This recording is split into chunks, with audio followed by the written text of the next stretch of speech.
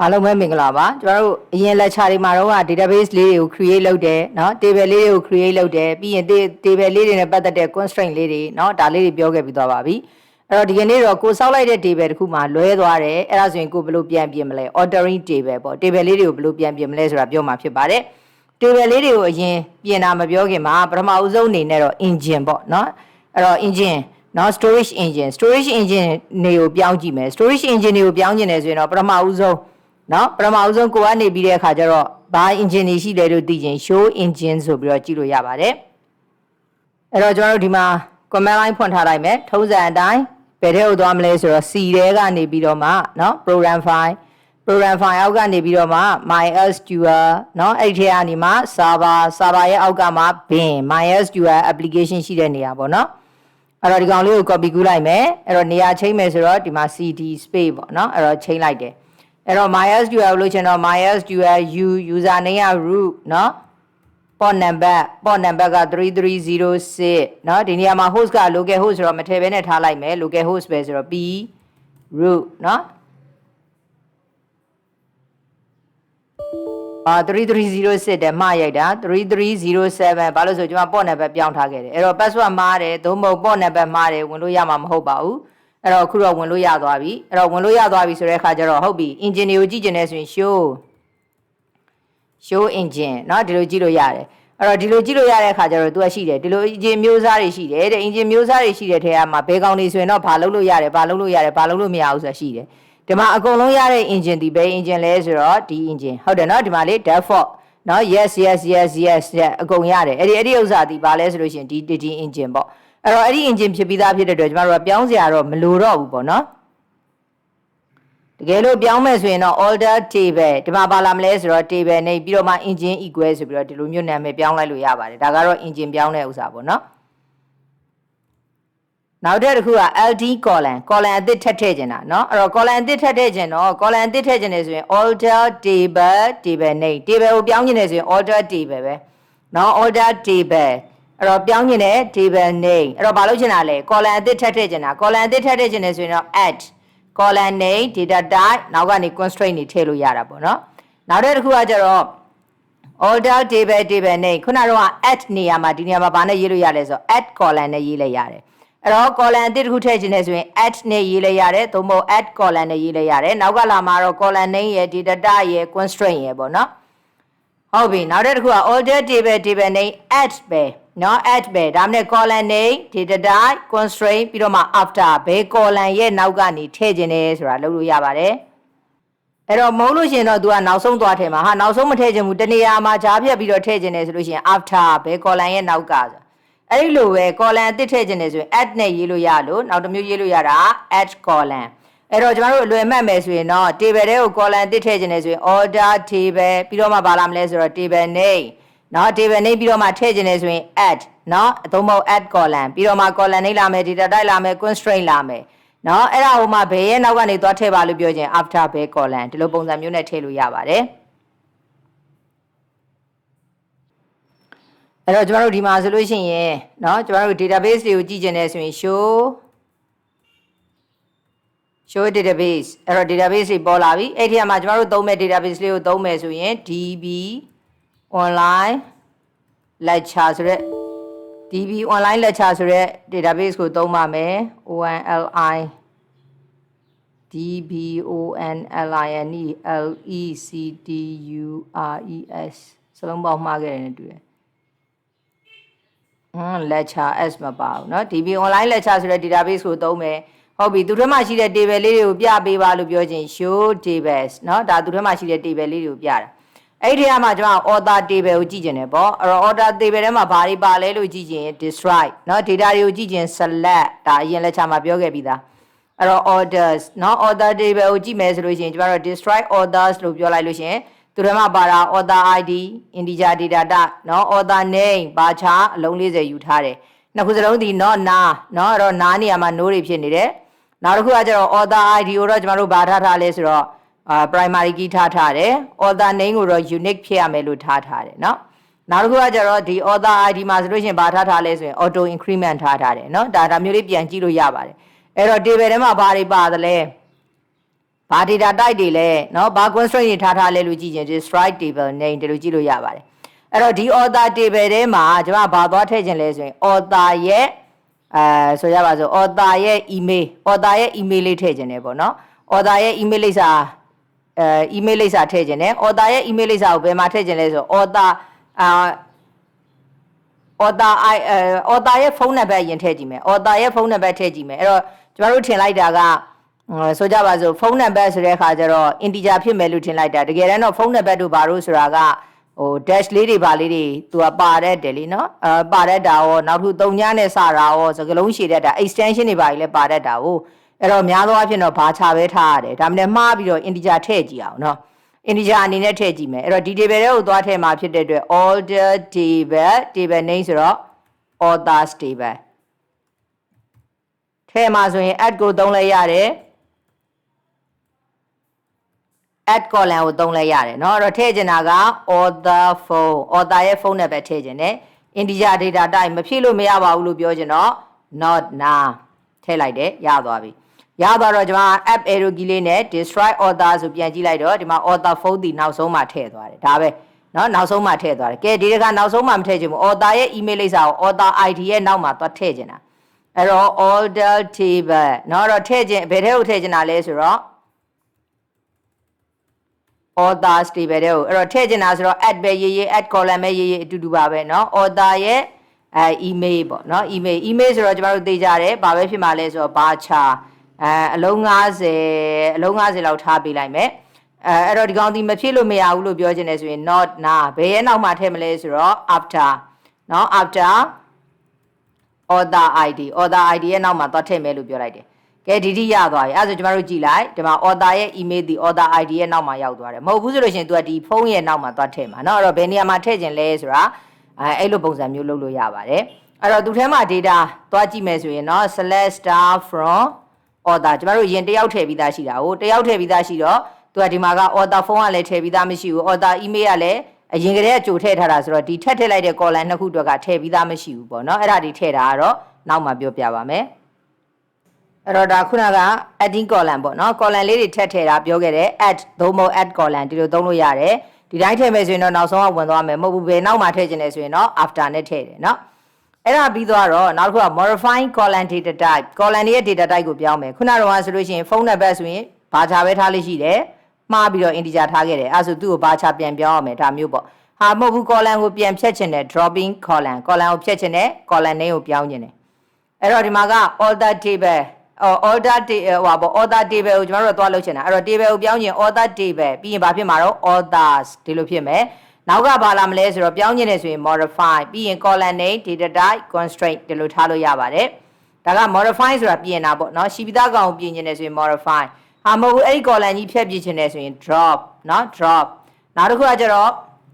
ဘာလို့ချင်တာလဲဆိုတော့ change ကကျတော့နာမည်ပြောင်းတာ old name new name data type နောက်က constraint ဒီလိုလာလို့ရတယ်เนาะအဲ့တော့ data type ပြောင်းချင်တယ်ဆိုတော့ကျွန်တော်တို့ modify နဲ့ပြောင်းအောင်ပါဆို author table name modify column data type constraint ဒီလိုလာလို့ရပါတယ်เนาะအဲ့တော့ဒီကောင်လေးကိုပြောင်းကြည့်မယ်ဆိုလို့ရှိရင်เนาะအဲ့တော့တေချာအောင်လို့ဆိုလို့ရှိရင်ကျွန်တော်တို့ပြန်ကြည့်ရင်ကြည့်လိုက်ပေါ့လေ destroy order ကြည့်လိုက်လို့ရှိရင် author phone number ဒီ integer ဖြစ်နေတာအဲ့ကောင်ကိုပြောင်းပါအဲ့တော့ order table name ဆိုတော့ author เนาะဘာလို့ရှင်းတာလဲ modify ပြောင်းချင်တာဘယ်ကောင်ကိုပြောင်းချင်တာလဲဆိုတော့ author phone ကိုဘာလို့ပြောင်းချင်တာလဲဆိုတော့ဘာချာလုံး25လုံးပေါ့เนาะ25လုံးnot now ဒီလိုပြောင်းချင်တယ်ပြီးသွားပြီအဲ့တော့ကျွန်တော်တို့ app arrow လေးနဲ့အပေါ်ပြန်တက်ကြည့်လိုက်ဘာချာ not now เนาะဒီလိုမျိုးဖြစ်သွားပြီပေါ့เนาะ25လုံးဖြစ်သွားပြီဒါပါပဲအဲ့တော့ပြောင်းတာကအဲ့လိုပြောင်းတာပါเนาะအဲ့တော့ဖြတ်ချင်တယ်ဥပမာအဖြစ်ကျွန်တော်ဒီထဲကို author ရဲ့address ထည့်မယ်ပေါ့ author ရဲ့ address လေးဒီထဲကိုလာထည့်ချင်တယ်ပေါ့အဲ့တော့လာထည့်ချင်တယ်ဆိုရင် author table name ဆိုတော့ author เนาะတော့ထည့်ချင်တာဖြစ်တဲ့အတွက် add သို့မဟုတ် add column ဘာထည့်ချင်လဲဆို author ရဲ့ address ကျွန်မ ATT လို့ပဲပေးလိုက်တယ်ATT เนาะ ATT လို့ပေးလိုက်တယ်အဲ့တော့ address ဆိုတော့ဘာချာဖြစ်မှာပေါ့ဘာချာဟိုမှသူ့ကိုခက်ရှိလေးပေါ့250လောက်ပေးလိုက်မယ်เนาะအဲ့တော့မဖြစ်လဲရတယ်ဆိုရင်တော့ not နာထည့်ကြမလို့ပေါ့မဟုတ်မဖြစ်လို့ကိုမရဘူးလို့ပြောချင်တယ်ဆိုရင်ကျွန်တော်တို့က not နာထည့်လို့ရပါတယ်ဟုတ်ပြီအဲ့တော့ table ကိုပြန်ကြည့်မယ်ဆိုတော့ app arrow လေးနဲ့ပြန်ကြည့်လိုက်မယ်အဲ့ဒါဆိုရင်ဒီလိုဖြစ်သွားမယ်အဲ့တော့လိုဖြစ်သွားတော့ author add ဆိုကြည့်လို့မကောင်းဘူးကျွန်မ author address အပြည့်စုံပြောင်းနေတာเนาะအတူကောက်တွေရေးပြီးရင်ဘာမှမသိအဲ့လိုဖြစ်မှာအဲ့တော့နာမည်ပြောင်းနေတဲ့အခါကျတော့ author table name ဆိုတော့ author ပြောင်းနေဆိုရင် change ဘာပြောင်းနေတာလဲဆိုတော့ author add เนาะအဲ့တော့ပြောင်းနေတယ်ဆိုလို့ရှိရင်ကျွန်တော်တို့ဒီမှာပြောထားပါတယ်ပြောင်းနေတယ်ဆိုလို့ရှိရင်ကျွန်တော်တို့ဘာလုပ်လို့ရလဲဆိုတော့ change o column name ပြီးရင် space char new column name data type เนาะအဲ့တော့ကျွန်တော်တို့ o column name ပြီးလို့ရှိရင် author new column name ဆိုတော့ address เนาะဘာပဲထားမှလဲဆိုရင်ဘာချာကဲ200လောက်ထားလိုက်ပါမယ် not na ပေါ့เนาะမဖြေလို့မရဘူးလို့ပြောချင်တော့ not na ဒီလိုထားလိုက်ပါတယ်အဲ့တော့ app arrow key လေးနဲ့ destroy ပြန်ကြည့်လိုက်မယ်ဆိုရင် author address ဖြစ်သွားပြီဒါပဲအဲ့တော့ဒါကတော့နာမည်ပြောင်းတာခုနကောင် data type ထည့်တာเนาะ data type ပြောင်းတာတကယ်လို့ဖြတ်ပစ်ရှင်တယ် author address ကြီးမလို့ရှင်တော့ဖြတ်ပစ်ရှင်တယ်ဆိုရင် table ပြောင်းလာမယ်တမရသည် author table ပဲเนาะဘယ် table ကိုပြောင်းမှာလဲဆို author table ကိုပြောင်းမယ်ဖြုတ်မှာဆိုတော့ drop เนาะ drop ဘယ်ကောင်ကိုဖြုတ်မှာလဲဆိုတော့ကျမတို့ drop ဘယ်ကောင်ကိုဖြုတ်မလဲဆိုတော့ author address ကိုဖြုတ်မယ်ဟုတ်ပြီ app arrow လေးနဲ့ destroy ဆိုပြီးပြန်ကြည့်လိုက်ပါတယ်အဲ့တော့ပြန်ကြည့်လိုက်တဲ့အခါမှာကျွန်တော်တို့ဒီထဲမှာ author ရဲ့ address ဆိုတာမရှိတော့ဘူးဒါပါပဲเนาะအဲ့တော့ table တစ်ခုခုကိုပြောင်းခြင်းနဲ့ဆို author ဒီလိုသုံးတာပေါ့ထည့်ခြင်းနဲ့ဆိုရင် add เนาะပြင်ခြင်းနဲ့ဆိုလို့ရှိရင် modify เนาะပြင်ခြင်းနဲ့ဆိုလို့ရှိရင် modify ဖြုတ်ချခြင်းနဲ့ဆိုရင် drop နာမည် change ခြင်းနဲ့ဆိုလို့ရှိရင် change ပေါ့เนาะဒါလေးတွေသုံးပြီးပြောင်းလို့ရပါတယ်အဲ့တော့နောက်ထပ်ကျွန်တော်တို့ဘာတွေလုပ်လို့ရသေးလဲဆိုတော့ adding modifying dropping constraint เนาะ constraint ကခုနကcolumn လေးတွေပြောင်းတဲ့နေရာမှာတခါတည်းပေါင်းထည့်လိုက်လဲရတယ်တခါတည်းပေါင်းမထည့်လိုက်ဘဲနဲ့ constraint ကိုတက်တစ်ခုအနေနဲ့သွားလုပ်လဲရပါတယ်အဲ့တော့ constraint ကိုသွားထည့်ခြင်းနဲ့ဆိုရင်တော့ author table name add constraint နောက်တစ်ခုက constraint name ကိုယ့်ကိုကြိုက်တာပေးပေါ့ဥမာဒီမှာတော့ထားပြထားတာ unique ဆိုပြီးတော့ထားပြထားတာပေါ့နော်နောက်တစ်ခုက author table name add constraint နောက်တစ်ခု constraint နောက်က constraint ဆိုတော့ခုနအပေါ်က unit နဲ့နမူနာပြတယ်အောက်က check နဲ့နမူနာပြတယ်နောက်တစ်ခုကကျတော့ add constraint ကိုမှ primary key ပေါ့ primary key ထားဖို့မေ့နေတယ်ဆိုပြီးမှ primary key ထားတာ primary key ကလည်းကျွန်တော်တို့တစ်ခုတည်းထားလိုက်ရတယ်နှစ်ခုသုံးခုတွဲထားလိုက်ရတယ်နော်ဥပမာအနေနဲ့ဆိုရင်နာမည်တစ်ခုတည်းဆို primary key ထားလို့မရအောင်နာမည်နဲ့ဖုန်းနဲ့ပဲတွဲတယ်ဆိုရင်ဒါဒီ unit ဖြစ်နိုင်တယ် primary key ထားလို့ရတယ်ဒါမျိုးပေါ့နော်အဲ့တော့နောက်တစ်ခုကတော့ constraint ကိုဖျက်ချင်တယ်ဆိုလို့ရှိရင်နော် author table name drop constraint ဆိုပြီးတော့ဖျက်လိုက်လို့ရပါတယ်နော် constraint name ဆိုပြီးဖျက်လိုက်လို့ရပါတယ်ကဲအဲ့ဒါဆိုကျမတို့ constraint လေးသွားထည့်ကြည့်ပါမယ် constraint လေးသွားထည့်ကြည့်တော့ author table မှာဆို author name နဲ့ဖုန်းနဲ့ပဲအဲ့နှစ်ခု unique constraint ထားချင်တာပေါ့နော်အဲ့တော့ author table name ဆိုတော့ author add constraint name ဆိုတော့ unique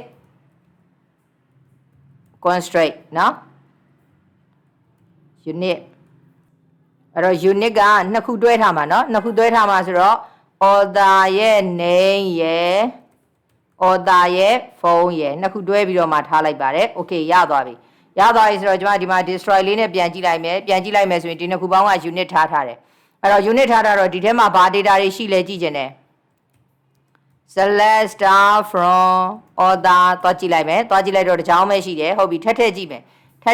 ဆိုတော့ insert into ဘယ် table တွေကိုထည့်ချင်တာလဲဆိုတော့ authors table တွေကိုထည့်ချင်တယ်ထည့်ချင်တာ author ရဲ့ email ရဲ့နောက်တစ်ခုကဘာထည့်ချင်လဲဆိုတော့ author name ရဲ့ပြီးသွားလို့ရှိရင် author ရဲ့ဖုန်းရဲ့ထည့်ချင်တယ်အဲ့တော့တန်ဖိုးထည့်တော့မယ်ဆိုနောက်ကနေပါလာမှာလဲဆိုတော့ values author ရဲ့ email ဆိုကြပါစို့ကျမတို့ maung@gmail.com ပေါ့နော်အဲ့တော့စာသားဖြစ်တဲ့အတွက်တပည့်ကုတ်သို့မဟုတ် single ကုတ်နဲ့ရေးတာပေါ့လေ author ရဲ့ name ဆိုကဲကျမတို့ဆိုကြပါစို့မောင်သူ့ရဲ့ဖုန်းနံပါတ်နော်သူ့ရဲ့ဖုန်းနံပါတ်ကဲရှောက်ထည့်လိုက်တယ်ဖုန်းနံပါတ်ကိုကဲဒီထိရသွားပြီနော်ဒီထိရောက်သွားတော့ကျမတို့ကဘာလုပ်ကြည့်မလဲ select နဲ့ပြန်ဆွဲထုတ်ကြည့်လိုက်ပါမယ်အဲ့တော့ select နဲ့ပြန်ဆွဲထုတ်လိုက်လို့ရှိရင်ဒီမှာနှစ်ကြောင်းရောက်သွားပြီနှစ်ကြောင်းရောက်သွားတော့ကျမကနေပြီးတော့နောက်တစ်ခါ insert ထပ်လုပ်ကြည့်လိုက်မယ်နော်ဒီနာမည်ပဲ insert ထပ်လုပ်ကြည့်လိုက်မယ်ဘာလို့ဆိုတော့ကျမတို့ကဒီနာမည်နဲ့ဖုန်းနံပါတ်နဲ့ကို unit ထားခဲ့တော့အဲ့ဒီနှစ်ခုစလုံးတူနေတဲ့ကောင်ဆိုထည့်မရအောင်အဲ့ဒါကိုစမ်းကျင်လို့မလို့အပေါ်ကောင် app arrow လေးနဲ့ပြန်ခေါ်ပြီးတူတဲ့ကောင်ကိုထည့်လိုက်မယ် error တက်သွားပြီမရတော့ဒါဆိုရင်ဘာဆိုရင်ရလဲဖုန်းနံပါတ်မတူရင်ရတယ်ဒါနောက်တစ်ယောက်လို့ယူဆတယ်ပေါ့နော်ဥပမာစာရေးဆရာမောင်ဆိုတာ2ယောက်ရှိနိုင်တယ်ဒါမျိုးယူဆတယ်ဆိုရင်တော့ရတာပေါ့နော် ဒါမျိုးယူဆတယ်ဒါတော့မှကျမတို့က author name ကို unit ထားခဲ့မိတယ်နဲ့တူတယ်အဲ့ဆိုရင်တော့မရဘူးထည့်ကြည့်လိုက်ဘာလို့ဆို author name ကလည်းကျမတို့က unit ထားခဲ့မိတာအပေါ်မှာ unit ထားခဲ့မိတာเนาะ unit ထားခဲ့မိတော့ तू ကထားမရဘူးဖြစ်နေတာဟုတ်ပြီအဲ့တော့ကျမတို့ကဒီ constraint လေးကိုပြန်ဖြတ်ကြည့်မယ်ဆိုရင် author table name ဆိုတော့ author เนาะအဲ့တော့ဘာလို့ချင်တာလဲ drop အဲ့တော့ constraint name ဆိုတော့ကျမတို့ခုနထားခဲ့တာ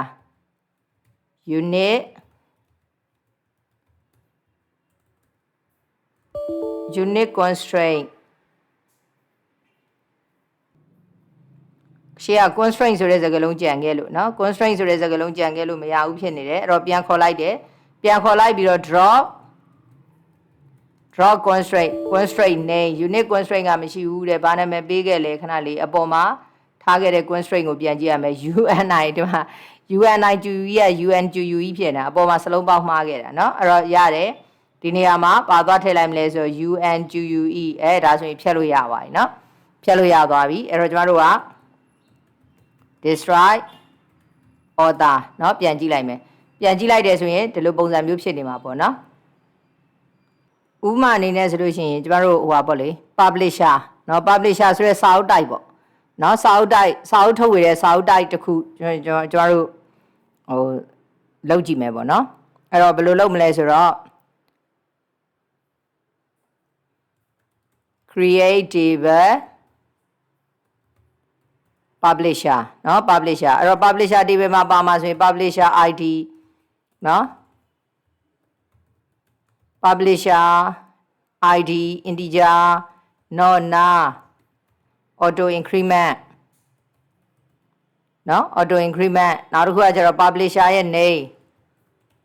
เนาะ publisher name ဘာချာဆိုကြပါစို့ဘာချာအလုံး90မဖြည့်လို့မရဘူးလို့ပြောကြတော့ not now ပြီးတော့ publisher phone เนาะ publisher phone ဘာချာ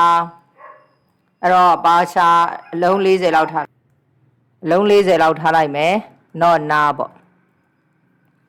ပြီးသွားလို့ရှိရင်ကျမတို့เนาะ publisher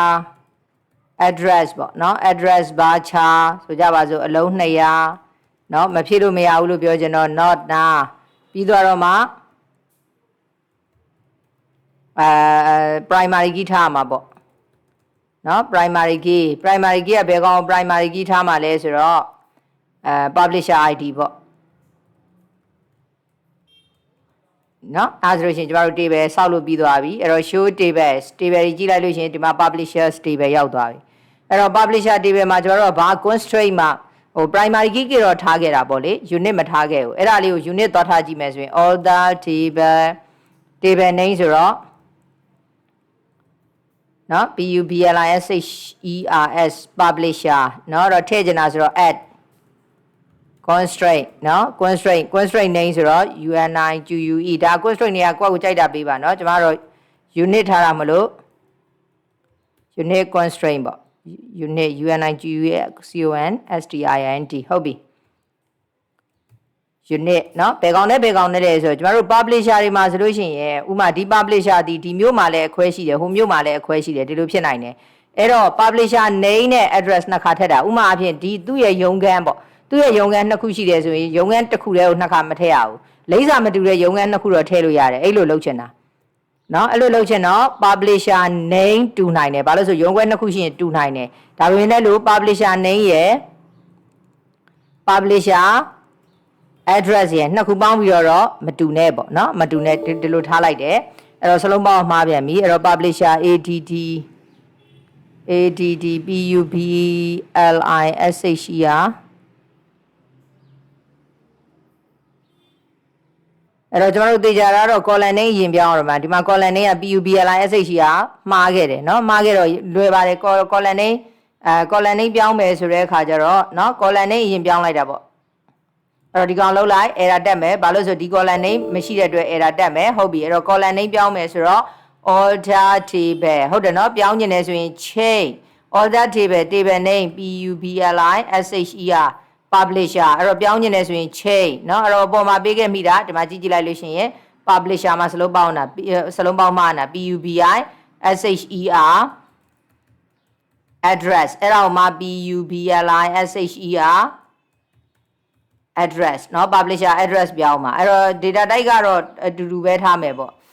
ဘာချ200တော့နာဒါပါပဲဒါဆိုပြောင်းလို့ပြီးသွားပြီဆိုတော့ကျမတို့ခုန constraint လေးကိုထားရင် okay သွားပြီเนาะ constraint okay သွားပြီအဲ့တော့ describe publisher ကြည့်လိုက်လို့ရှိရင်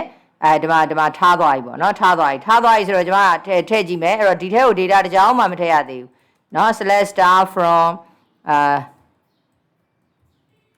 เนาะ /star from publisher တစ်ကြောင်းမှမထည့်ရသေးဘူးတော့ဘာမှမရှိသေးဘူးအဲ့တော့ insert into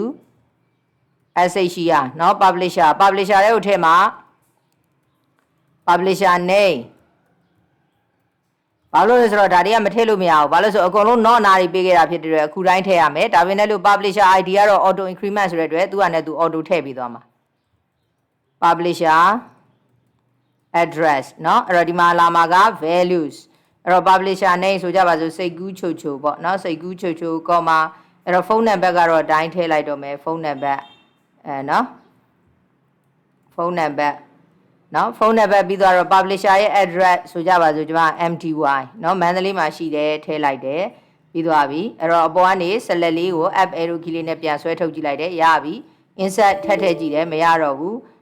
ဘာဖြစ်လဲဆိုတဲ့ခါကျသူကညှိနေတယ်တဲ့ကဲအဲ့ဒါဆို ရိုင်ကွန်ဟာထည့်ရင်ရော YGN ရတယ်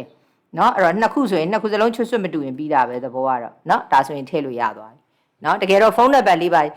ပေါင်းပြီးတော့ unit ဖြစ်ရမှာပေါ့အဲ့လိုပုံစံမျိုးဖြစ်ရမှာเนาะတကယ်တော့ဘာလို့ဆိုတော့ရုံးခွဲတစ်ခုနဲ့ phone number တွေကလည်းမတူနိုင်ဘူးလေအဲ့တော့ခုနကတော့ကျွန်မထားခဲ့မိတာက constraint ကpublisher name နဲ့ address ပေါ်မှာပဲထားခဲ့မိတာ phone number ပေါ်မှာထားခဲ့မိဘူးเนาะအဲ့တော့ဖြတ်ကြည့်မယ်ဆိုရင်order table name ဆိုတော့ publisher เนาะဖြတ်မယ်ဆိုတော့ drop constraint ကိုဖြတ်မှာ哦 unit constraint လို့ထားခဲ့တာဖြတ်သွားပြီဆိုရင်တော့ကျမတို့ထည့်လို့ရပါပြီနောက်မှထည့်မယ်အရင်ဆုံးတော့ဘာလုပ်မလဲဆိုတော့ app arrow လေးနဲ့ပြန်ခေါ်ကြည့်တယ်ခုနကတော့ publisher constraint ထားခဲ့တဲ့ကောင်ကိုကျမတစ်ခုထပ်တူလိုက်မယ်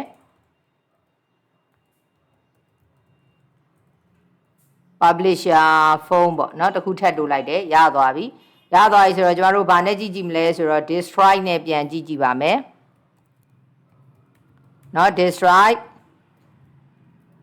publisher ဟုတ်ပြီ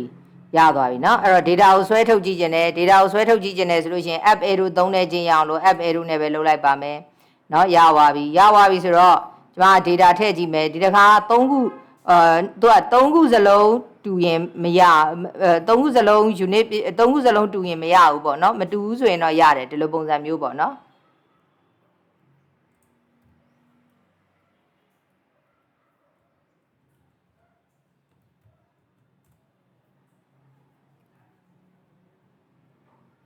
insert into အဲ့တော့ဒီလိုမျိုး error လေးတွေကတက်တယ်เนาะဒီမှာဆိုလို့ရှိရင်သူက run လဲ run မသွားဘူး error လဲတက်မသွားဘူးအဲ့ဒါဘာဖြစ်လို့လဲဆိုတော့ကျမတို့ဒီမှာကြည့်လိုက်เนาะကြည့်လိုက်ရင်သိတာတယ်ဒီမှာဘာဖြစ်လဲဆိုတော့39ရက်ရှိမှတပယ်ကုတ်စားခဲ့မိတယ်ပြီးရင်တပယ်ကုတ်ပြန်ပိတ်ဖို့ကြံနေခဲ့တယ်အဲ့ဒါမျိုးဆိုကျမတို့က error အတက်ခံပြီးတပယ်ကုတ်ပြန်ပိတ်လိုက်ရတယ်ပြီးရင် semicolon ပိတ်လိုက်ရတယ်အဲ့ဆို error တက်သွားမယ်အဲ့ကျမှပြန်ရေးလို့ရတယ်အဲ့ဒီလိုမျိုး error မျိုးကတော်တော်များများတက်ကြတယ်เนาะတက်ကြလို့ရှိရင်ဘာလို့တလဲကြည့်လိုက်အဲ့ဒီလိုတဲ့ကောင်နဲ့ပြန်ပိတ်လိုက်ဒါဆိုရင်ထည့်လို့ရပါပြီဒီတစ်ကြောင်းနောက်တစ်ခါပြန်ထည့် duplicate ဖြစ်နေတယ်ဘာလို့ဆိုတော့ကျမတို့ unit ထားခဲ့တာဖြစ်တဲ့အတွက်ထည့်လို့မရဘူးဆိုတဲ့ဟာပေါ်လာပါလိမ့်မယ်เนาะအဲ့တော့ဒီမှာပြောသွားတဲ့ဥစ္စာတခုကနော်တခါလေးမှာ query ကအလုံးမလုပ်ဘူးနော် error လည်းမတက်ဘူးအဖြေလည်းမထွက်ဘူးအဲ့ဆိုသိကြတယ်တပည့်ကုတ်တို့ဘာတို့ညာတို့တခုခုကြံနေခဲ့လို့အဲ့ဒါလေးပြန်ပိတ် semicolon ပိတ်အဲ့ဆိုရင်သူ error တက်သွားလိမ့်မယ်အဲ့ဆိုဆက်ရေးလို့ရပါပြီနော်ဒါကတော့ constraint ထားတာတွေ constraint ဖြတ်တာတွေကိုပြောသွားတာဖြစ်ပါတယ်နောက်တစ်ခုကတော့ကျမတို့ထားလို့ရတဲ့ constraint က index constraint ဒါရှေ့က lecture မှာလည်းကျမပြောခဲ့တယ်index ကဘယ်လိုအခြေအနေမျိုးမှာထားလဲဆိုတော့ data တွေကသိန်းချီတန်းချီပြီးတော့ရှိတဲ့အခါမှာအဲ့ဒီကနေပြီးတော့ကိုက column တစ်ခုပေါ့သို့မဟုတ် column နှစ်ခုပေါ့သို့မဟုတ် column သုံးခုပေါ့အဲ့ဒီ column တွေပေါ်မှာပဲကိုကမူတည်ပြီးတော့ခဏဆွဲထုတ်တယ်နောက်ဝဲရဲ့နောက်မှာပေါ့နော် select နဲ့ဆွဲထုတ်တဲ့အခါမှာဝဲရဲ့နောက်မှာ condition စစ်တာကိုအဲ့လို condition ဆွဲစစ်တဲ့ဥစ္စာဒီကောင်းပေါ်မှာပဲစစ်တာတွေများနေတယ်ဆိုရင်ကျမတို့က index ထားပေးရတယ်အဲ့တော့ index ထားပေးခြင်းအပြင် तू ကဘာလုပ်လဲဆိုတော့သဘောပြောရလို့ရှိရင်တော့ तू က အဲ့ဒီကို index ထားလိုက်တဲ့ column လေးတွေကို तू ကအမှတ်အသားလေးတွေလောက်လိုက်တာအမှတ်အသားလေးတွေလောက်လိုက်တော့ तू ကဘာဖြစ်သွားလဲဆိုတော့နေရာလေးတွေပိုယူသွားတာပေါ့အမှတ်အသားလေးတွေလောက်လိုက်တော့နေရာပိုယူသွားတယ်ဒါမှမဟုတ်လို့ကျွန်တော်တို့ကအဲ့ဒီဟာလေးတွေကို like ရှာလိုက်တဲ့အခါမှာ तू ကဒီ search လုပ်တဲ့ algorithm ပေါ့ search လုပ်တဲ့ algorithm ကိုသုံးပြီးတော့မြင်ဆန်ဆန်ဆွဲထုတ်လိုက်တာဖြစ်တဲ့အတွက် run time မြန်သွားတယ်အဲ့တော့ index ကိုဘယ်လိုနေရာမျိုးမှာသုံးလဲဆိုရင်ကို data တွေကသိန်းချီတန်းရှိနေတယ်အဲ့ထက်ကနေပြီးတော့မှကိုကနေပြီးတော့ရှာခြင်းနဲ့နော်ရှာခြင်းတဲ့ column တွေကို index ထားလေးရှိတယ်ဒါပေမဲ့လို့သူက index ကိုထားလိုက်တယ်ဆိုလို့ရှိရင်အမှတ်အသားလေးတွေလောက်တာဖြစ်တဲ့အတွက်နေရာတော့ပိုယူသွားတယ်ဟုတ်ပြီလားအဲ့တော့သူ့ရဲ့မကောင်းတဲ့ချက်ကနေရာပိုယူတယ်ဆိုတော့မကောင်းတဲ့ချက်သူ့ရဲ့ကောင်းတဲ့ချက်ကိုပြောပါဆိုလို့ရှိရင်နော် set index ထားလိုက်ပြီဆိုတာနဲ့ search လုပ်တဲ့အချိန်မှာ session algorithm ကိုသုံးပြီးတော့နော် session ကောင်းတဲ့ session algorithm တစ်ခုကိုသုံးပြီးတော့မှသူရှာသွားတယ်ရှာသွားတာဖြစ်တဲ့အတွက်ကြောင့်မလို့သူက run time ကတော့တက်တာသွားတယ်အဲ့တော့ तू က run time တက်တာတယ် memory ပမာဏစားတယ်အဲ့တော့သူ့ကိုဘယ်မှာသုံးလို့မရှိဘူးလဲဆိုတော့ data နည်းနည်းလေးမှသုံးလို့မရှိဘူး data တွေအများကြီးမှပဲသုံးလို့ရှိပါတယ်အဲ့တော့ index ကိုစောက်ချင်တယ်ဆိုရင် index ထားချင်တယ်ဆိုရင်တော့ create index เนาะ index name on table name ပေါ့เนาะပြီးတော့မှ column 1 column 2ဥပမာအပြင် publisher ဥပမာအပြင် box table ပေါ့ box table မှာဆိုလို့ရှိရင်ကျွန်တော်တို့က box id နဲ့box title နဲ့ရှာလေးရှိတယ်ဆိုလို့ရှိရင် create index name ကိုကြိုက်တာပေး on boks box table name อ่ะအဲ့တော့ဒီမှာကတော့ column တစ်ခုပဲထားချင်တာဖြစ်တဲ့အတွက် box title ဒီလိုထားလိုက်လို့ရှိရင် where ရဲ့နောက်မှာ box title တွေပါတွေနဲ့ဆွဲထုတ်တယ်ဆိုရင် तू ကညံသွားပြီဒီလိုပုံစံမျိုးပေါ့အဲ့တော့ index ကိုသုံးခြင်းအပြင်ဘာဖြစ်လဲ speech မြန်နဲ့ရှာတာအဲ့တော့ဟိုများများ data သိန်းချီတန်းချီရှိတဲ့အခါမှာများများရှာလေးရှာထားရှိတဲ့ column ပေါ့နော်အဲ့ဒီ column ကိုထားလိုက်တယ်ဆိုလို့ရှိရင်တော့ index ထားလိုက်တယ်ဆိုရင်တော့မြန်သွားမယ်ဒါမှမဟုတ် तू ကဘာဖြစ်လဲဆိုတော့ index ဆိုရင်အမှတ်အသားလေးတွေထည့်ထည့်ရတာဖြစ်တဲ့အတွက် memory ကတော့စားတယ်ဒါကြောင့်မလို့เนาะ data ပမာဏနည်းတဲ့ပုံမှာသူ့ကိုမသုံးသင့်ပါဘူးပေါ့เนาะအဲ့တော့နောက်တစ်ခုကじゃ index ကိုဘယ်လိုနေရာမှာသုံးလဲဆိုတော့ where ရဲ့နောက်ကဒါ select ကြရင်ပြောပါမယ် where ရဲ့နောက်က condition စစ်တဲ့နေရာမှာအသုံးများတဲ့ column data ပမာဏလည်းရမ်းများမယ်เนาะဒီဘာဖြစ်လဲဆိုတဲ့အခါကျဒီ column ကလည်းဟိုဆွဲထုတ်တာစစ်ထုတ်တာတွေများတယ်အဲ့ဒါဆိုလို့ရှိရင်အဲ့ column ကို index ထားပါတယ်အဲ့တော့ index ဆောက်ချင်တယ်ဆိုရင်တော့ create index ပြီးရင် index name on table name column ဒီလိုထားလို့ရပါတယ်เนาะပြန်ဖြုတ်ချင်တယ်ဆိုရင်တော့ဒါရှေ့မှာပြောခဲ့ပြီးသားပဲ alter table name ဟုတ်တယ်မလား drop เนาะ drop ဒီမှာပါလဲဆိုတော့ကျတော့constraint name ဒီလိုလုပ်လို့ရပါတယ်အဲ့တော့ဆိုလို့ရှိရင်ဒါ table လေးနဲ့ပတ်သက်ပြီး order လုပ်တာရသွားလောက်ပါပြီနောက်တစ်ခုကကျတော့ table တွေကိုဖြုတ်ချခြင်းနဲ့ drop table ရဲ့နာမည်ကိုပြောင်းခြင်းနဲ့ rename เนาะအဲ့လိုမျိုး table နာမည်ပြောင်းတာရယ် drop လုပ်တာရယ်ပေါ့เนาะအဲ့တော့ drop table ကို drop လုပ်ချင်တယ်ဆိုရင်တော့ drop table name ဒါက table ကြီးတစ်ခုလုံးဖြတ်ချပလိုက်တာနောက်တစ်ခုကကျတော့ database ကိုဖြတ်ချင်လဲအဲ့လိုပဲ table ကိုဖြတ်ချင်တော့ drop table name ဆိုတော့ database ကိုဖြတ်ချင်ရင် drop database name ပေါ့နောက်တစ်ခု truncate လောက်တာနဲ့ drop နဲ့ပါကွာလဲဆိုတော့ drop table ဆိုတာ table ကြီးကိုဖြတ်ပလိုက်တာ table ကိုဘာမှမကျန်တော့ဘူးเนาะ table ကြီးလိုက်ပါပြတ်သွားတာအဲ့ဒါဒီ drop table name truncate ကကြဘာလုပ်တာလဲဆိုတော့အဲ့ဒီ table ထဲမှာရှိတဲ့ data ပဲဖြစ်တာ table အခွင့်ကြီးကကျန်နေခဲ့တယ်အဲ့ဒါဒီ truncate เนาะ truncate table name နာမည်ပြောင်းခြင်းနဲ့ဆိုရင်တော့ rename table old table name to new table name เนาะသွားစမ်းကြည့်ပါမယ်အဲ့တော့ဆိုကြပါစို့နာမည်ပြောင်းခြင်းနဲ့ဆိုရင်နာမည်ပြောင်းတာနေရင်စစမ်းကြည့်လိုက်မယ်เนาะအဲ့တော့ အဲ့တော့ rename table old table name to new table name အဲ့တော့ publisher table ပေါ့ publisher table ကိုပြောင်းကြည့်မယ် publisher table ကိုနာမည်ပြောင်းကြည့်မယ်ဆိုလို့ရှိရင်table အဲ့တော့ publishers publisher เนาะ publisher to pub ပေါ့ publisher publisher လို့ပြောင်းလိုက်မယ်ပေါ့เนาะအဲ့တော့ rename เนาะ table name အဲ့ဆိုပြောင်းသွားပြီဆိုကျွန်တော်တို့ကြည့်မယ်ဆိုရင် show tables ကြည့်လိုက်မယ်ဒီမှာ publisher s မပါတော့ဒါ table name ပြောင်းတာပေါ့ table name ပြောင်းတော့အဲ့ table ထဲမှာ data ဘယ်နှကြောင်းရှိလဲလို့သိချင် /star from publisher เนาะ publisher table တွေက data တွေကိုဆွဲကြည့်လိုက်တဲ့အခါမှာ data 3ကြောင်းရှိတယ်အဲ့ data တွေကိုပဲဖြတ်ချင်တယ်เนาะ table အခွန်လိုက်ကြီးပြန်ကြံ့ကျင်တယ် table အခွန်လိုက်ကြီးကြံ့ကျင်တယ်ဆိုရင်တော့ကျွန်တော်တို့ကဘာလုပ်လဲဆိုတော့ truncate table name ဆိုတော့ publisher အဲ့တော့ဘာဖြစ်သွားလဲဆိုတော့ show table နဲ့ကြည့်ကြည့်မယ်show table နဲ့ကြည့်ကြည့်မယ်ဆိုရင် publisher table ကကြံ့နေသေးတယ်ဘာလို့ဆို truncate ဆိုတာအထက်ထဲက data ကိုပဲဖြတ်တာဖြစ်တဲ့အတွက်เนาะဒါမှမဟုတ်သူထဲက data တွေကိုကြည့်လိုက်တကြောင်မှမရှိတော့အဲ့တော့ data ကိုပဲဖြတ်ချင်တဲ့ table အခွန်ကြီးပြန်ချင်တယ်ဆိုရင် truncate ပေါ့မဟုတ်ဘူး table လိုက်ကြီးဖြတ်ချလိုက်တော့ဆိုရင်เนาะ draw table အဲ့တော့ table name ဆိုတော့ publisher ဖြတ်ချလိုက်ပြီဆိုရင်တော့ကျမတို့ဒီမှာ show table နဲ့ကြည့်လိုက်လို့ရှိရင် publisher table မကြံတော့ဒါပဲအဲ့တော့ database ဖြတ်ချင်လဲအဲ့လိုပါပဲ show database တွေယင်ကြည့်လိုက်မယ်နော်အဲ့တော့ database တွေရှိတယ်အဲ့ဒီမှာကျမစမ်းပြပြီးစောက်ထားတဲ့ test tool လေးရှိတယ်အဲ့ဒီ test tool လေးကိုဖြုတ်ချခြင်းနဲ့ဆိုရင် drop database ပေါ့အဲ့တော့ database name ဆိုတော့ test tool အဲ့တော့ဖြတ်လိုက်ပြီးသွားလို့ရှိရင်ကျမ show database နဲ့ပြန်ကြည့်မယ်မရှိတော့ပါဘူးဒါပါပဲလုပ်ပုံက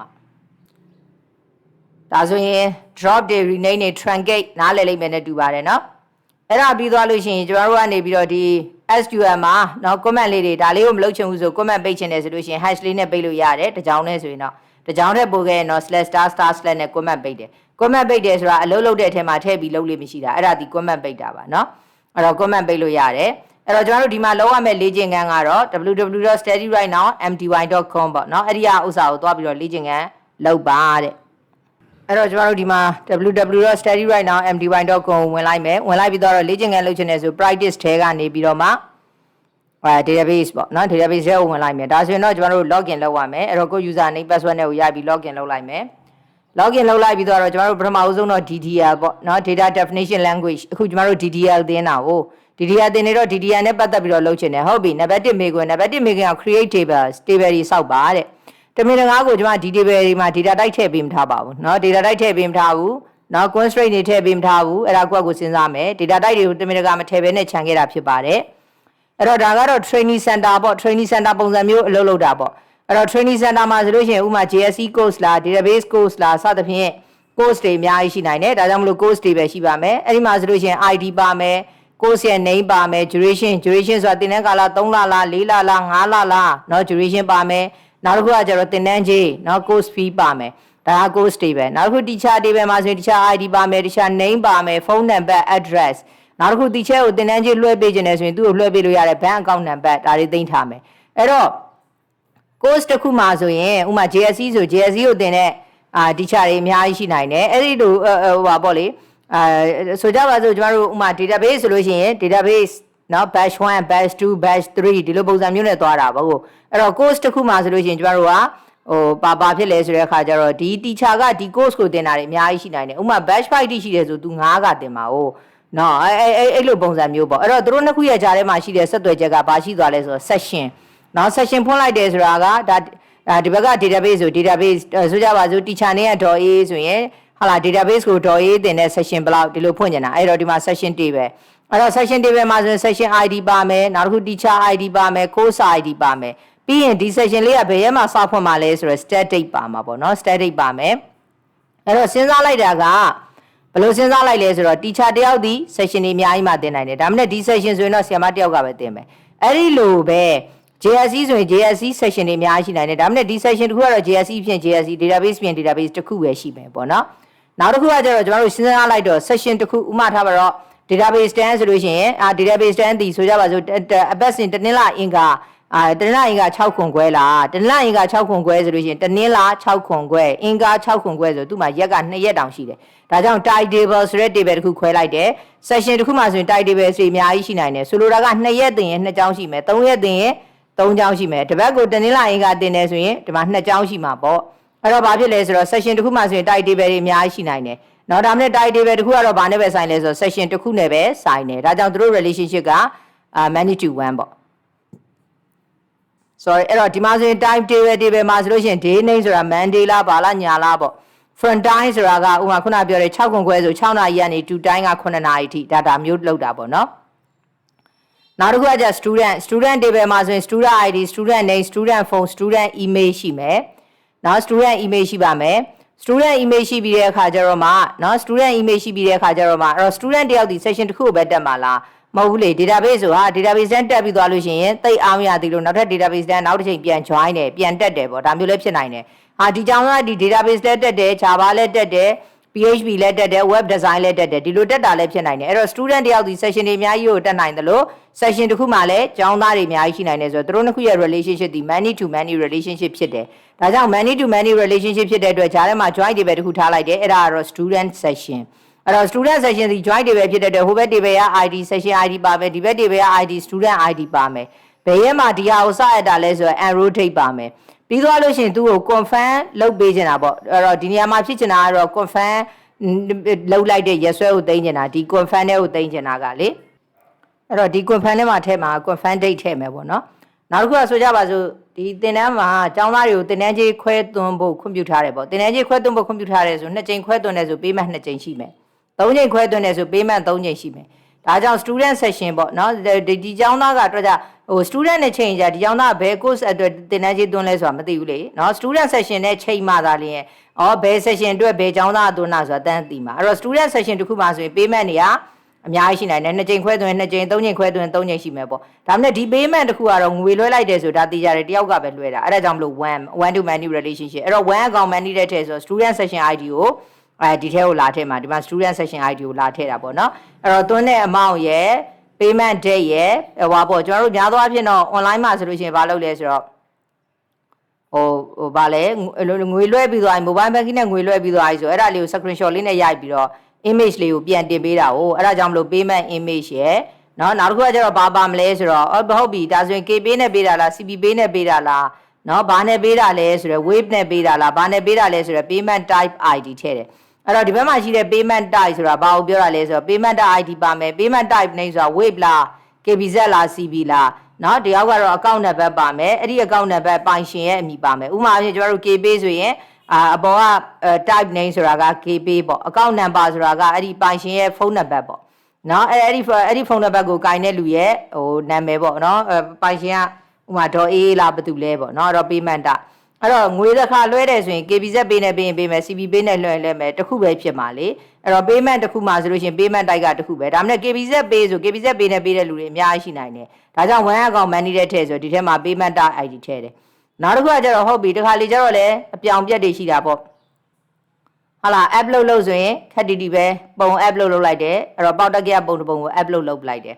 အဲ့တော့ပေါက်တက်ကရပုံတစ်ပုံကို upload လုပ်လိုက်တော့ဘာဖြစ်လဲဆိုတော့ခါကျတော့ငွေလွှဲတဲ့ဟာမဟုတ်ဘူးတွေ့ရပုံကြီး upload လုပ်တာဖြစ်နိုင်တယ်ဒါကြောင့်မလို့ဒီမှာဗာလေးတစ်ဆင့်ခံလိုက်လဲဆိုရင်အဲ့ဒီ payment ဒီဟုတ်တယ်မဟုတ်ဘူးရောက်တယ်မရောက်ဘူးစသဖြင့်စစ်လို့ရအောင်လို့ confirm date ဟာရောက်တယ်ဖြင့်ရောက်တယ်ပေါ့နော် confirm date ပြီးတော့ဗာထည့်လိုက်လဲဆိုတော့ admin ID ဘယ် admin ကတော့စစ်ထားပါဆိုတော့ admin ID ထည့်လိုက်တယ်ကောင်းတာကတော့ဒီနေရာမှာ confirm date ရယ်နောက်တစ်ခုထပ်ထည့်ရင်ကောင်းသေးတယ် cancel date ရယ်လေနော်မှန်တယ်ဆိုလို့ရှိရင်တော့ confirm date ထဲကိုဝင်သွားမှာပေါ့မှားတယ်ဆိုလို့ရှိရင်တော့ cancel date ထဲကိုဝင်သွားမှာပေါ့မစစ်ရသေးဘူးဆိုတို့နှစ်ခုဒီဘာဖြစ်နေမှာလဲဆိုတော့နားဖြစ်နေမှာနော်နားဖြစ်နေမယ်နားဖြစ်နေမယ်ဒီလိုပုံစံမျိုးဖြစ်မှာပေါ့ဒီလိုပုံစံမျိုးဖြစ်မှာပေါ့ဆိုတော့ဒီနေရာမှာ admin ID မထည့်နဲ့တော့နော်ဒီနေရာမှာ admin ID လေးမထည့်နဲ့တော့ admin ID မထည့်တော့ဘဲနဲ့ကျွန်တော်တို့ဘာပဲထည့်လိုက်တော့မလဲဆိုတော့ confirm date cancel date ပဲထည့်လိုက်တော့မယ် admin table နဲ့မချိန်နဲ့တော့เนาะအဲ့တော့ဒီဘာလို့ကျွန်တော်မချိန်ခိုင်းတာလဲဆိုတော့ဒီနေရာမှာကချိတ်လို့မရတဲ့ဟာရှိတယ်ဘာလို့ချိတ်လို့မရတဲ့ဟာရှိတာလဲဆိုတော့ကျွန်တော်ပြောပြမယ်ဒီပေါ့ payment table မှာဆိုလို့ရှိရင်ဟုတ်လားဒီဟိုပါပေါ့လေ image တွေ upload လုပ်တာဘယ်သူကလုပ်မှာလဲဆိုတော့ကျောင်းသားကလုပ်ပါအဲ့ဒီကျောင်းသားကလုပ်တဲ့အချိန်မှာ admin ကမရှိသေးဘူး admin ကနောက်ကြတော့မှ confirm လုပ်မှာနောက်ကြတော့မှ confirm လုပ်မယ်အဲ့ဒီ confirm လုပ်တော့မှဒီမှာ admin ID လာထည့်မယ်ဆိုတော့အဓိပ္ပာယ်ကဘယ်လိုဖြစ်သွားလဲဆိုတော့ payment table ကြီးကအရင်ရှိနေမှာအရင်ရှိနေတော့ admin ကမဆက်ရသေးဘူးဆိုတော့ admin ID ကနားဖြစ်နေမှာ admin ID ဆိုတာဘာကြီးလဲ foreign key ဆိုတာနားဖြစ်လို့မရဘူးနော် foreign key ဆိုတာနားဖြစ်လို့မရဘူးနားဖြစ်လို့မရတော့ဒီကောင်ကြီးကနားဖြစ်လို့မရဘူးအဲ့တော့ admin ID ကိုဒီ payment table တွေကိုလာထည့်လို့ကိုမရဘူးကျွန်တော်တစ်ခေါက်ပြန်ပြောပြပါမယ်ဟဲ့ဒီ payment table ဒီနော်ဟဲ့ဒီ payment table ဒီဘယ်သူကအရင်စလုပ်မှာလဲဆိုတော့ကျောင်းသားကစလုပ်ပါကျောင်းသားကဘာလုပ်လိုက်မှာလဲဆိုတော့ तू ငွေလွှဲပြီးပြီဆိုတာနဲ့ तू screenshot လေးကို upload လုပ်လိုက်မှာအဲ့ဒီချိန်မှာ payment table တွေကိုဝင်သွားမှာအဲ့ဒီကျောင်းသားကထည့်နေတဲ့အချိန်မှာ admin ကထည့်မဲမသိသေးဘူးနောက်ကြမှာစစ်ရမှာအဲ့တော့ admin စစ်တာဒီ payment table ကြီးဖြစ်ပြီးနောက်ကြတော့မှစစ်မှာနောက်ကြမှာစစ်မှာဖြစ်တဲ့အတွက် admin ID ကလည်းနောက်ကြတော့မှသိမှာအဲ့တော့ payment table ဆောက်ချင်းမသိဘူးဆိုတော့ admin ID ဒီဘာဖြစ်နေမှာလဲဆိုတော့နားဖြစ်နေမှာ foreign key ဒီနားဖြစ်လို့မရဘူးအဲ့တော့ဒီ admin table ဒီသေချာပေါက် payment ထဲမှာလာထည့်လို့မရဘူး payment ထဲမှာလာထည့်လို့မရတော့ကျွန်တော်တို့ကဘာတက်ခွဲရမှာလဲဆိုတော့ဒီ admin နဲ့ payment ရဲ့ကြားထဲမှာ payment confirm table နောက်တစ်ခုထပ်ခွဲရပါမယ်အဲ့ဒီ payment confirm table မှာ confirm လုပ်တာလား cancel လုပ်တာလားဆိုတာသိဖို့လိုတယ်အဲ့တော့အဲ့ထဲမှာပါမှာက payment confirm table ထဲမှာ confirm လုပ်တာလား cancel လုပ်တာလားဆိုတာရဲ့ admin ID ရဲ့ပါမယ်အဲ့ကြတော့မှ admin နဲ့ချိန်ပါနော် admin နဲ့ချိန်ပါအဲ့တော့ admin တခုဒီ confirm လုပ်တာတွေအများကြီးရှိနိုင်တယ်ဒါမှမဟုတ် confirm တခုကတော့ admin တယောက်ကပဲလုပ်တယ်ဆိုတော့ admin ID ကို payment confirm ID ထဲထည့်မယ်တစ်ခေါက်ပြန်ပြောရမယ်ဆိုရင်တော့ admin table ရှိမယ် payments table ရှိမယ် အဲ့တော့ဒီဘက်က payment table ထဲမှာကြံခဲ့မှာဘာပဲကြံခဲ့မလဲဆိုတော့ amount ရယ် student session ID ရယ် payment date ရယ် payment date payment image payment type ID ဒါပဲကြံနေခဲ့မယ်เนาะဒါပဲကြံနေခဲ့ပြီးတော့ဒီနေရာမှာဘာကြောင့်မလို့ဒီ table လေးခွဲရမယ်ဆိုတော့သဘောပေါက်လိမ့်မယ်နဲ့တူပါတယ်เนาะဒါ foreign key ဆိုတော့ကျမတို့ကနားဖြစ်လို့မရဘူးနားဖြစ်လို့မရတော့ကျမတို့ဒီထဲမှာသွားထည့်လိုက်ရင်သူကြီးကနားဖြစ်တော့မှာနားဖြစ်တော့မှာဖြစ်တဲ့အတွက်ဘာလို့လို့ဆိုတော့ तू ကပေးပြီးတော့မှ confirm လုပ်မှာနောက်ကြတော့မှထည့်လို့ရမှာဟိုဒီ table တွေကို data တစ်ချောင်းထည့်လိုက်ချင်းထည့်လို့မရဘူးဘာလို့ဆိုဒီ data တဲ့ဒီ table တွေကို data ထည့်လိုက်တာက student ကထည့်မှာ confirm လုပ်တာ admin ကလုပ်မှာဆိုတော့နောက်မှလုပ်မှာဆိုတော့ဒီမှာထည့်လို့မရဘူးအဲ့တော့ဒီ table မှာကြံခဲ့မှာက payment ID amount student session ID payment date payment image payment ID ဒါပဲပြီးတော့မှ admin နဲ့ payment table ရဲ့ကြားထဲမှာ admin payment ဆိုတဲ့သို့မဟုတ် payment confirm ဆိုတဲ့ table တစ်ခုရှိမယ်အဲ့ဒီမှာမှတို့နှစ်ခုကြားထဲမှာရှိတာဆိုတော့ admin ID ပါမယ် payment ID ပါမယ်နောက်တစ်ခု confirm လား cancel လားဆိုတာရဲ့ပြီးရင်လုံးတဲ့ရက်ဆွဲရဲ့ပါမယ်ဒါလေးကတော့ကိုယ့်ကိုစဉ်းစားပြီးတော့ထည့်မယ်ဘာ data type တွေဖြစ်မလဲဘာလဲဆိုတာเนาะ